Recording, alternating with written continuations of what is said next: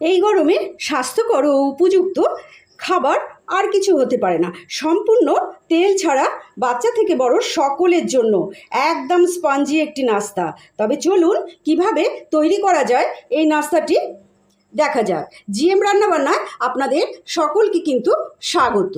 নিয়ে নিলাম 1 বাটি সুজি, ওই বাটিরই মাপ করে নিয়ে নিলাম 1/3 বাটি এখানে আটা। খুব স্বাস্থ্যকর রেসিপি এটা। হুইস্কের সাহায্যে এইগুলোকে একটুখানি ভালো করে মিশিয়ে নিলাম সুজির সঙ্গে।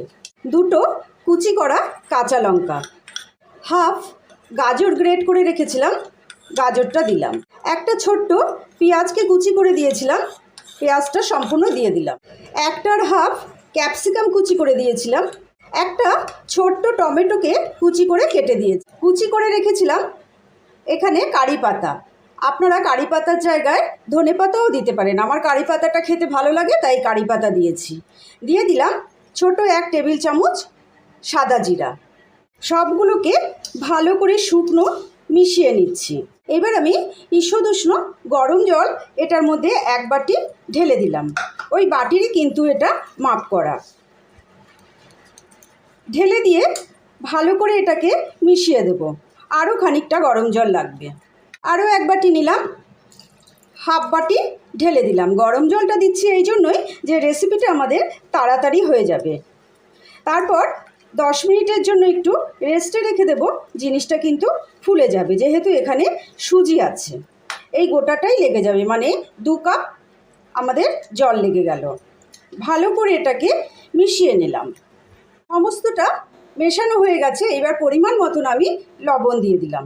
লবণ দিয়ে এটাকে ভালো করে একটুখানি ফেটিয়ে নিলাম। একটা ঢাকনা চেপে দিলাম 10 মিনিটের জন্য। সুজিটা ভিজবে যতক্ষণ, তার আগে আমি নিয়ে নিয়েছি একটা এরকম কেক টিন। এটার মধ্যে খানিকটা সাদা তেল দিয়ে ব্রাশ করে নিলাম। আগে থাকতে আমি এটা রেডি করে ফেললাম। সুজিটা কিন্তু বেশ সুন্দর ফুলে গেছে। আমি এখানে নিয়ে নিলাম 1 চামচ বেকিং পাউডার, সামান্য একটু নিলাম বেকিং সোডা। এটাকে ভালো করে এখন ফেটিয়ে নিতে হবে। আমাদের ব্যাটারটা খুব সুন্দর ফ্যাটানো হয়ে গেছে।